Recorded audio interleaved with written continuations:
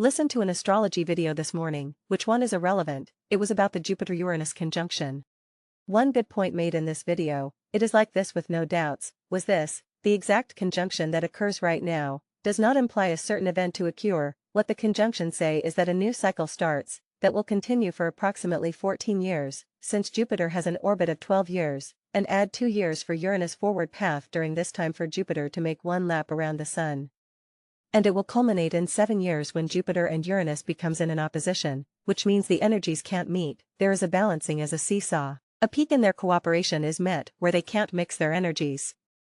This happens in every square, 90 degrees, so 90, 180, 270, with 360 it's a conjunction where energies fuse, becomes one again and a new cycle begins with a new theme based on the energies involved, aspects, house, sign. To understand what cycle starts, you'll have to interpolate the archetypes involved, and synthesize them, create an understanding by interpreting the symbolism involved.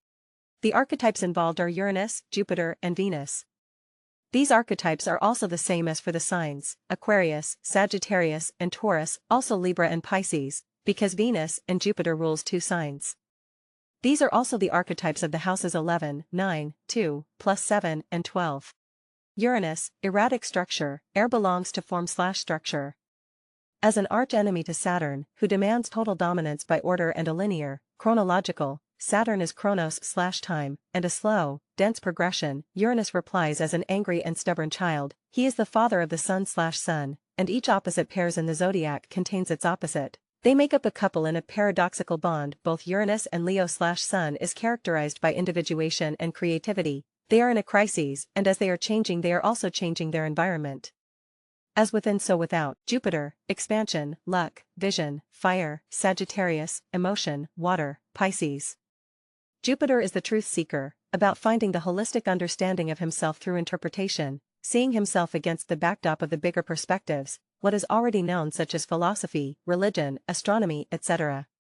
Jupiter works through intuition, alienation, being different. Jupiter in Sagittarius ends the 3rd quadrant on the theme relationships where he is the finalized product of these relationships. That was initiated by Libra and sustained by Scorpio and now culminates with Jupiter as mutable fire, sharing his holistic understanding with the rest of the world as a teacher. Jupiter as well as Uranus is in a conflict with Saturn. Saturn doesn't care about any truths or being genuine, neither about any emotional aspects. He is cold, only thinks practically. Capricorn's motto is I use, how doesn't matter, the goals justifies the means, keep the order. Jupiter castrated and killed his father Saturn, just as Saturn did to his father Uranus. Both Jupiter and Uranus is about flow, while Saturn is about control. Venus, values, love, feelings, instinctual and direct, different to emotions, which is water, a sensation based on reflection, the moon. Venus is a bridge between air and water. She arose as foam produced on the water surface from Uranus' manly organ that was thrown into the sea, myth of Aphrodite/Venus. Air is structures, belongs to what's manifest, while water is potential, liquid, mutable. Venus is beauty, money, resources. Venus is the feminine sexual energy, of receptivity, of polarity, to the masculine and projective Mars energy, which is more selfish. Works in the task to become self-sufficient, is newborn, hence he doesn't know anything about himself, so he is dependent on connecting with the feminine waters, to die, but he doesn't dare, so he just aims for a quick and intense release of energy, to let go of tensions, just dipping his toes in the water. When these 2 planets, Uranus and Jupiter meets, the slower and more powerful will charge the faster planet, Jupiter, with its energy of liberation from the known and erratic structure that transforms, changes the shape of the manifest world. Uranus rules fixed air, structure. In the fixed earth sign Taurus, it will affect the value of physical resources. Jupiter will be charged with an erratic structure, that breaks all previous conditions from Saturn. A grain of what may be called chaos will affect the world, mainly in what we consider to be resources valuable for our survival. All values will be turned on its head. Saturn's linear and slow, conservative and fearful progress will be turbocharged. Saturn cult, that is already stressed in fear of losing their millennial reign over a stupid herd, since the economy, Taurus, is their tool for remaining in control is collapsing. It was based on fraud. Jupiter doesn't accept lies.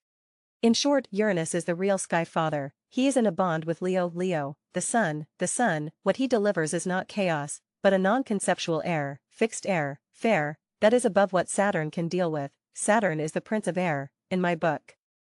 Jesus was the Lion of Judah. Saturn is the black sun. In my view, he is the prince of air, an immature ruler who demands to be in control, to be hard, based on his immaturity.